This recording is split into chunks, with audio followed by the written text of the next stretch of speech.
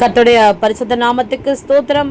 பிரியமானவர்களே, இந்த 277ஆம் நாளுக்கான விசுவாச அறிக்கை, அது சங்கீதம் 103ஆம் அதிகாரம் 5ஆம் வசனம்.